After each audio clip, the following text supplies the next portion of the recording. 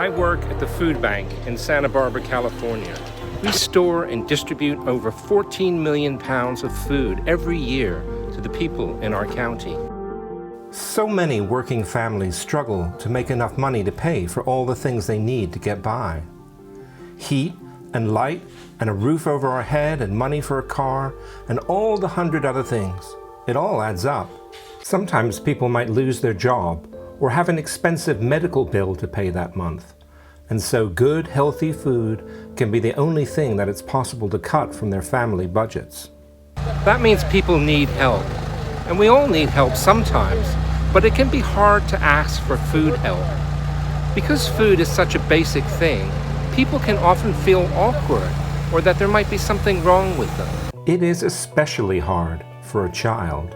I've met a lot of kids like Lulu, the main character in this book, who might be hungry sometimes and worry about asking for help.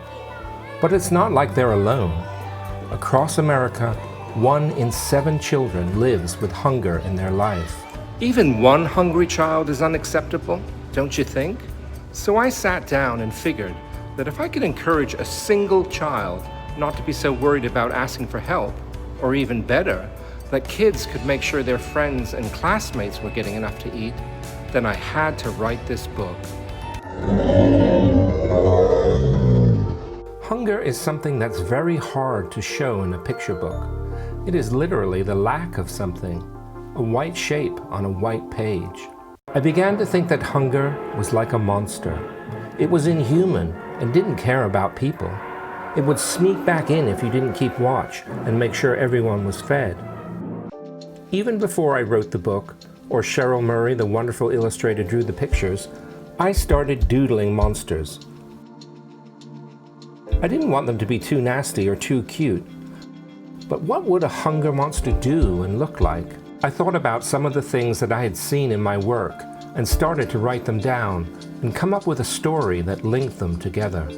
Then I wrote many drafts, or versions of the story, and got lots of help from friends at the Society of Children's Book Writers and Illustrators, from my wife Mari, who is a writer too, and from Alison Benke, my editor at the publishing company Free Spirit. And the end result is the story of a brave girl called Lulu, who took down a monster, just like I know you will too.